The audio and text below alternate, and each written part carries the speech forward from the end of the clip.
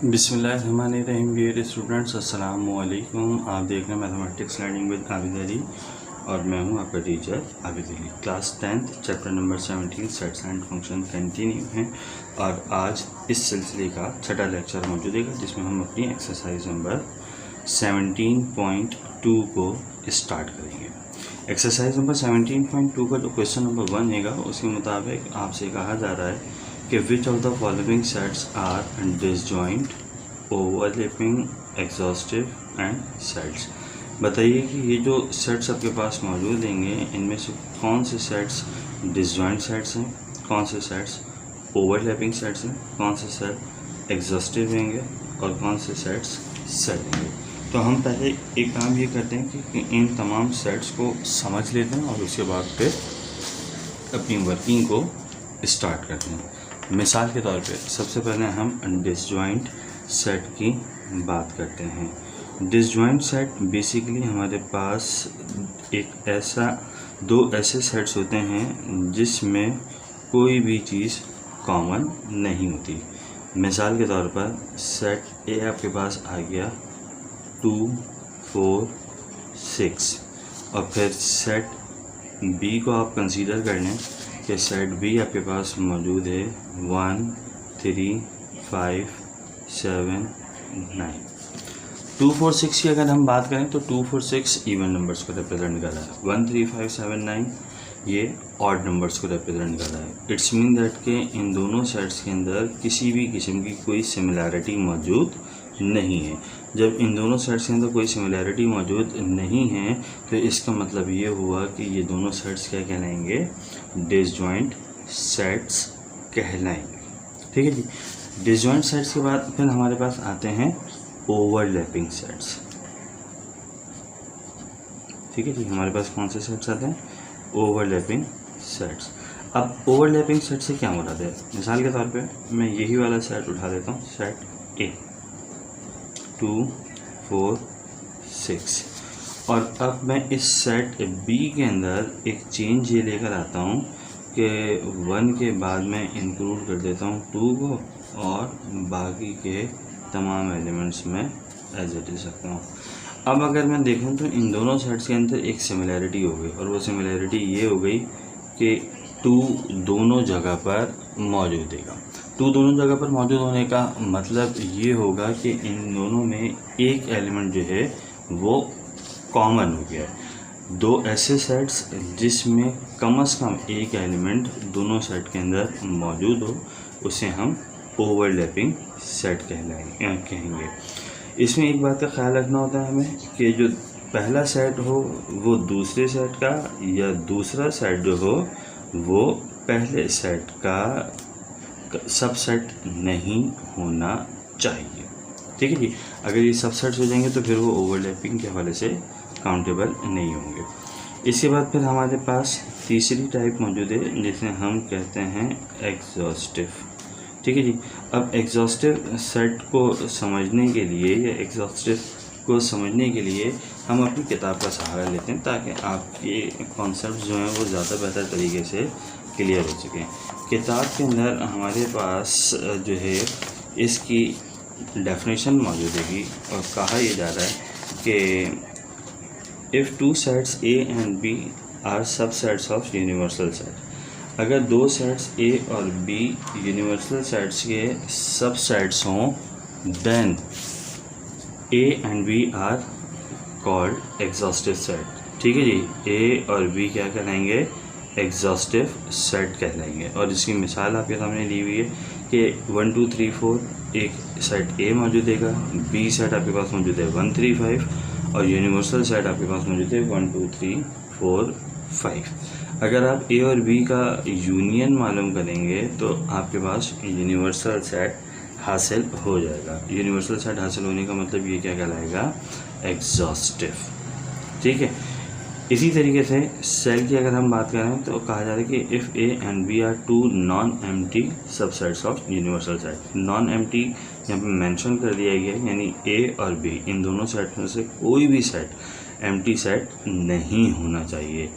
Then A and B are called cells. तो A और B क्या कहलाएंगे, सेल्स कहलाएंगे। इफ़ अगर they are disjoint as well as exhaustive set, कि वो डिसजॉइंट सेट्स भी हों और वो एग्जॉस्टिव भी हों। अब इसकी मिसाल आपको क्या दी गई है कि ए एंड बी आर का सेल्स, ए और बी जो है वो सेल्स होंगे if A and B are two non empty sets subsets of U and A intersection B बराबर हो 5। A intersection B is equals to 5 का मतलब ये होगा कि उनका जो इंटरसेक्शन हो वो एक नल सेट की सूरत के अंदर हासिल हो, और अगर यूनियन मौजूद हो तो वो यूनिवर्सल सेट से बिलोंग करता हो। ठीक है, अब इस बात को हम और मज़ीद बेहतर तरीके से समझेंगे अपने क्वेश्चन की सॉल्यूशन में। अगर हम अपने क्वेश्चन की सॉल्यूशन के ऊपर जाएँ तो क्वेश्चन नंबर 1 पहले ही मैं पढ़ के बता चुका हूँ, लिहाजा मैं इसमें मज़ीद बात जो है वो मुख्तसर करूँगा अपनी बात को और डायरेक्टली सॉल्यूशन के ऊपर जाऊँगा। अगर मैं पहले सेट की बात करूँ, पहले पार्ट की बात करूँ तो 1 2 3 5 7 मेरे पास 5 एलिमेंट्स मौजूद हैं, 4 6 8 9 10 मेरे पास यहाँ पर भी 5 एलिमेंट मौजूद होंगे। अब इन तमाम एलिमेंट्स की अगर मैं बात करूँ तो ये कंपोजिट नंबर्स को रिप्रेजेंट करें, अपने अलावा किसी और टेबल में भी आते हैं, लेकिन यहाँ पर आपके पास ऐसा नहीं है। ठीक है जी, इसका मतलब इनके अंदर किसी भी किस्म की कोई सिमिलैरिटी मौजूद नहीं है। जब कोई सिमिलैरिटी मौजूद नहीं है तो ये कौन से सेट कहलाएंगे? डिसजॉइंट सेट्स कहलाएंगे। तो हम सिंपल क्या लिख देंगे इसके मुतालिक? Disjoint sets. इसी तरीके से अगर हम पार्ट नंबर 2 को देखें तो पार्ट नंबर 2 हमारे पास मौजूद है 1 2 3 4 6 और हमारे पास इसके कॉरस्पॉन्डिंग दूसरा सेट मौजूद है 1 2 4 8। अगेन इन दोनों सेट्स के अंदर अगर हम गौर करें तो हमें नज़र आ रहा है कि 2 जो है वो कॉमन हो गया। 2 कॉमन होने का मतलब ये क्या कहलाएगा? Overlapping sets. ठीक है जी, ये क्या कहलाएंगे? Overlapping sets. इसके बाद फिर हमारे पास मौजूद है E and O. E stands for even number and O stands for odd numbers. ठीक है जी, ई और ओ आपके पास दो सेट्स हैं one U equals to Z, और यू किसको रिप्रेजेंट कर रहा है? जेड को रिप्रेजेंट कर रहा है। जेड को रिप्रेजेंट करने का मतलब यूनिवर्सल इंटीजर नंबर्स को रिप्रेजेंट कर रहा है। You denotes universal set, you एक यूनिवर्सल सेट है जो कि इंटीजर नंबर्स के ऊपर मुश्तमिल है। अब इसकी मैं मिसाल देता हूँ ताकि आपको जो समझाया था वो ज़्यादा बेहतर तरीके से आप समझ जाए। इवन नंबर मौजूद है, इवन नंबर का मतलब मैं 0 2 4 6 ये ले सकता हूँ। ऑड नंबर मेरे पास आ गया। ऑड नंबर का मतलब मेरे पास जो है 1 3 5 7।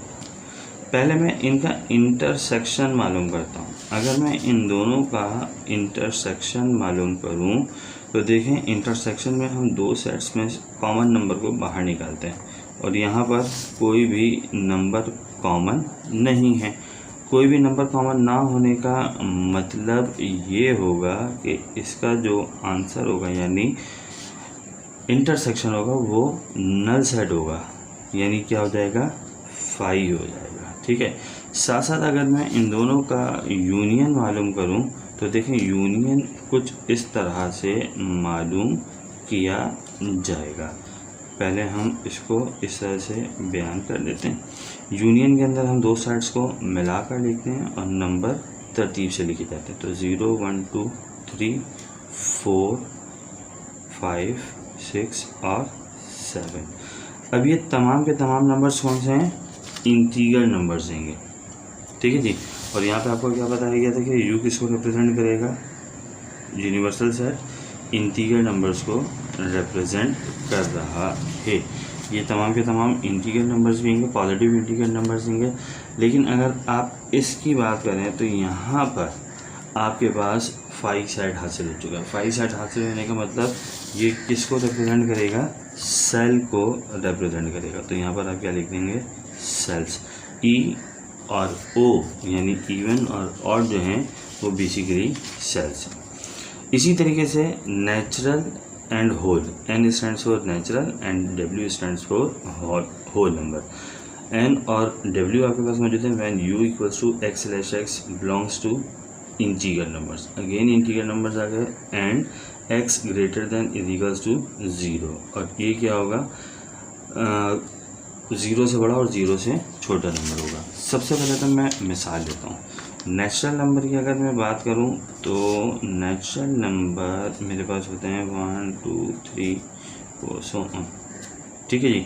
इसी तरीके से अगर मैं बात करूँ होल नंबर की, तो होल नंबर कहाँ से शुरू होते हैं, 0 से, 0 1 2 3 सो ऑन।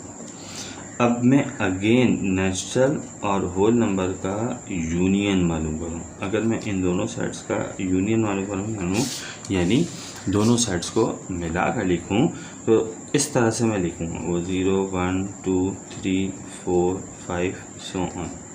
ये कहाँ तक जाएगा, इन्फिनिटी तक जा रहा है। अब अगर आप इन दोनों के यूनियन की बात करें तो आपके पास एक यूनिवर्सल सेट ऑब्टेन हो रहा है जो कि 0 से बड़ा और 0 के बराबर नंबर पर मुश्तमिल होगा। लिहाजा ये दोनों सेट जो हमारे पास मौजूद होंगे ये किसको रिप्रेजेंट करेंगे, एग्जॉस्टिव को रिप्रेजेंट करेंगे, जिसकी हमने मिसाल भी पढ़ी थी कि एग्जॉस्टिव हमारे पास कौन से सेट्स होंगे कि इनका यूनियन किसके बराबर हो, यूनिवर्सल सेट के बराबर। इसके बाद हम इसके पांचवें और आखिरी पार्ट की तरफ चलेंगे। पांचवा और आखिरी part Q and Q prime. Q का मतलब होता है रैशनल नंबर, ठीक है जी। क्यू का मतलब क्या होता है, रैशनल नंबर, और क्यू प्राइम का मतलब होता है इर्रेशनल नंबर, इर्रेशनल नंबर, ठीक है जी। अब क्यू एंड क्यू प्राइम मौजूद हैं और बोलते हैं कि U equals to real number. U जो होगा यानी यूनिवर्सल सेट जो होगा वो रियल नंबर से बिलोंग करेगा। अब अगर आप क्यू का यूनियन मालूम करें क्यू प्राइम के साथ, तो यहाँ पर आपके पास जितने भी सेट्स हासिल होंगे, एलिमेंट्स हासिल होंगे, वो तमाम के तमाम किससे ताल्लुक़ रखते हैं, रियल नंबर से ताल्लुक़ रखते हैं। रियल नंबर से ताल्लुक़ रखने का मतलब यूनिवर्सल सेट आपके पास हासिल हो जाएगा, और जब यूनिवर्सल सेट आपके पास हासिल होगा तो इसका मतलब ये होगा कि ये किसको रिप्रेजेंट कर रहा है, सेल को रिप्रेजेंट कर रहा है। तो बुनियादी तौर के ऊपर पाँचवें पार्ट का जो आंसर है वो क्या है, सेल, ठीक है। यहाँ पर आकर हमारा क्वेश्चन नंबर 1 मुकम्मल हुआ। उम्मीद करता हूँ कि ये बात आपको समझ में आई होगी। वीडियो पसंद है तो इसे लाइक कीजिए, शेयर कीजिए, चैनल को सब्सक्राइब कीजिए। Thank you so much. इंशाल्लाह अगली वीडियो में आपके साथ हाजिर होंगे जो कि लेक्चर नंबर 7 होगा और क्वेश्चन नंबर 2 से हम अपने काम को शुरू करेंगे। तब तक के लिए इजाज़त दीजिए। Thank you so much. अस्सलामु अलैकुम।